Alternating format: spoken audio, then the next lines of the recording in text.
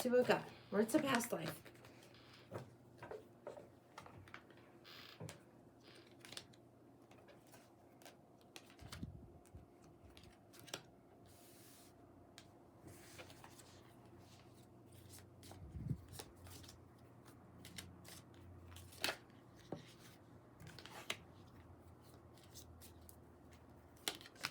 The fire in the village destroys the luxury. There's news about something about how it happened. There's a connection of something, and there's something that's hugely, hugely lost. A fire in the village destroys things. Something that was sent out doesn't return. It's like you've come in a place, you've landed in this place in time where there was a lot of Mother Nature having, serving up shit sandwiches is what I'm getting. There's a huge, huge amount of difference that needs to be recalibrated, rebalanced, and Mother Nature is like throwing this thing. What is that? Point Despair or something like that near Oregon, something like that. It's like ships would crash, a lighthouse tower goes down. What the heck?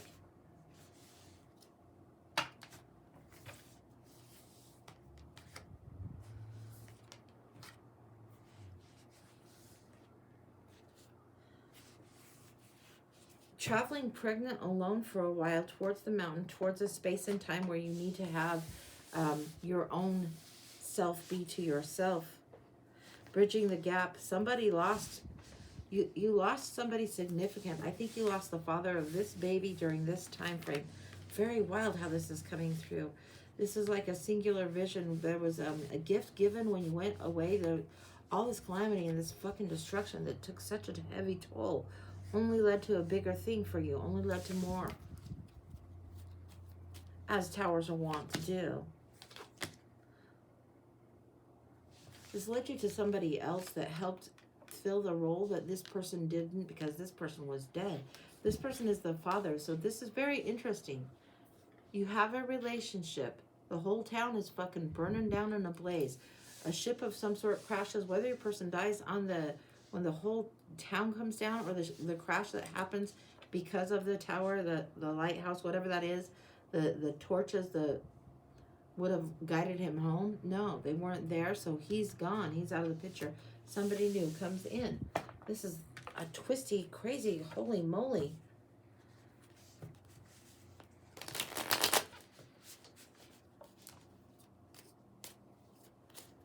Jesus, you got a whole soap opera going on here. Is that what it is? This guy that is dead, and this father that returns is different.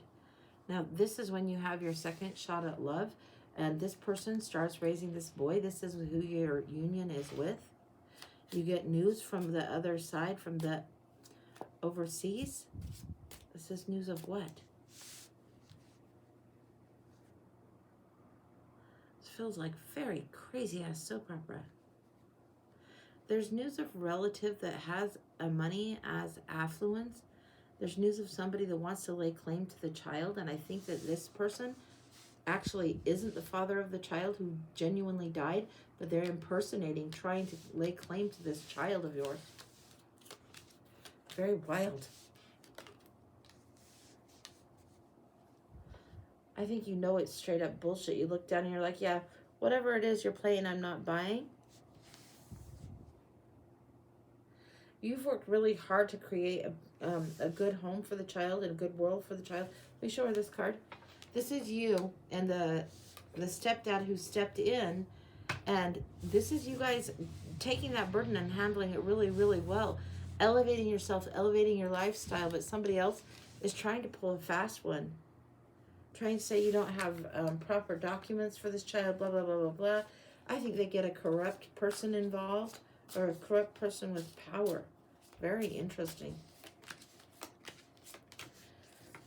Yeah, there's corrupted power and magician energy that is corrupted. They're trying to run they're trying to claim this kid. This kid looks like somebody. This kid looks like somebody that they want to use this kid and market this kid and pass him off as somebody else. It's almost like they want to pass this kid off as an heir or some kind of aristocratic person's kid because of the look of the child. They're like claiming, no, no, no, no, no. You guys leave, you're like, get out of Dodge. You leave it all behind really quickly, real rapidly. You're like, fuck you. I don't care if he looks like ring-a-ding-ding king so-and-so or anybody else of affluence and power. You're not getting this kid.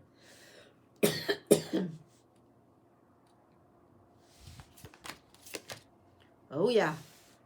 They want to bring it back to this tower thing. They want to bring it back to this thing. They know that records were lost. They know that justice went awry. They know that something was out of balance.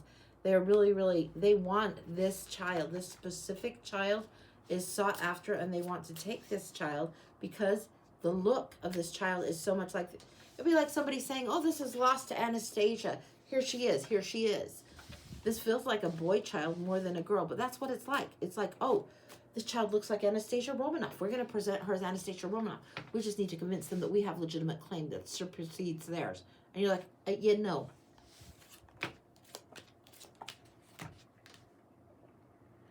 Huge amount of travel, going. This is going away. This is going very, very far. 3 months of travel from ship to shore to sea to ship to shore to sea. 3 months of travel. Getting huge amount of geographic distance between you and this. Huge amount. This is like preparing to create something new entirely. Looking back on the lost situation.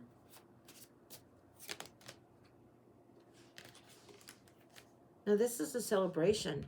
This boy is growing up. There's fields and there's family and there's happiness. There's different traditions. This is finally a place where after about 4 years, after this particular voyage happens, after about 4 years, this child is grown enough that they can celebrate. They're old enough to celebrate weddings, rites of passage things, all of those things. Smoke and mirrors, wanting to know more of origin stuff, wanting to know more of what's going on, wanting to look back a little bit. They just want to know what exactly, where they were, where their roots were a little bit more. But this is huge. This is the child meets the partner right there at this event. This child meets their partner. So you need to like fess up and let them know a little bit more of the information about their past that you guys had to kind of outrun from. Anything else?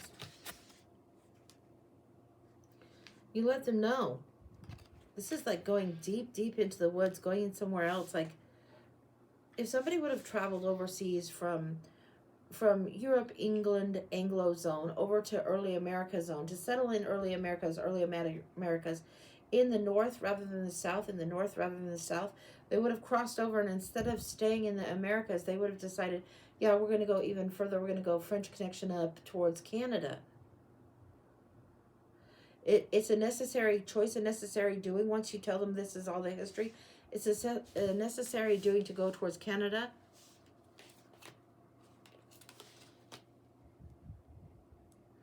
And this is like understanding wolves more than buffalo, understanding the patterns and the habitats of wolves more than the buffaloes. I'm not sure what this is about. This feels like it's time of, what is the Hudson Fur Trading something company, something like that. Feels like that kind of era of time is when this was happening. Being able to see them. You and your spouse don't travel to the Canada, but your child and his spouse, they travel to the Canada. All right, then let's see what's going on.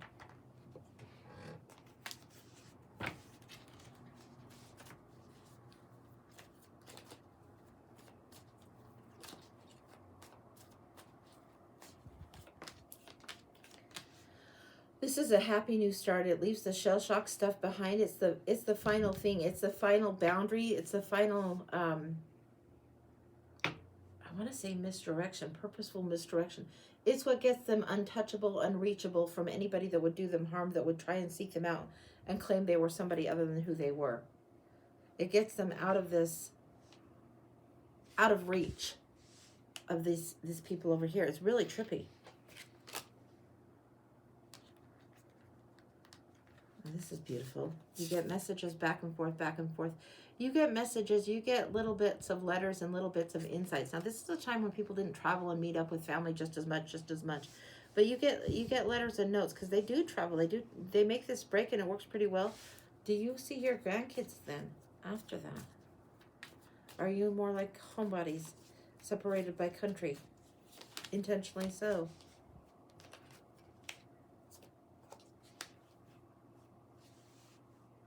Super protective, but yes, you make a furtive journey. You do actually go. You do go. This is you and your husband that go to meet the grandkids, but if it's a furtive journey, there must have been some strong connection to somebody of power to have this much influence and this much care taken. Very interesting.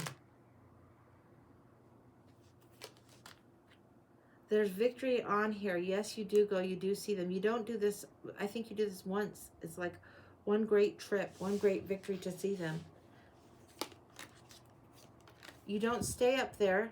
You come back. You return. Always, always this child and the protection of who he is. It's almost like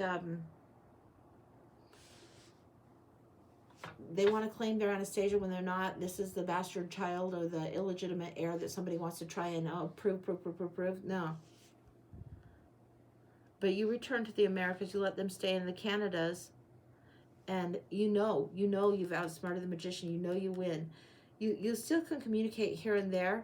There's still connection. You'll travel in dream time and see what's going on. They don't travel in dream time and see what's going on, but you do. In this life, you connect on the astral, you can see. You are very, very comforted by that.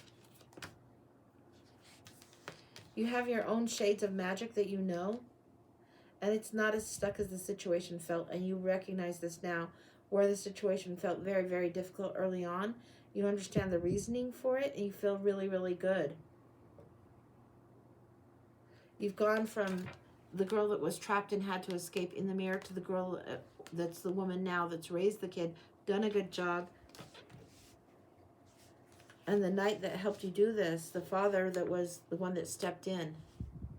You live for a pretty long time. You're like both towards 70. Well, that's a long time based on this kind of era.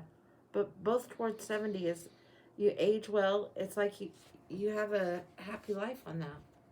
That was the big challenge. That was the big hurdle. Happy life on that. That's complete. That's what I've got for you. Holy smokes. Wow. Yeah. That's what it was. Very crazy.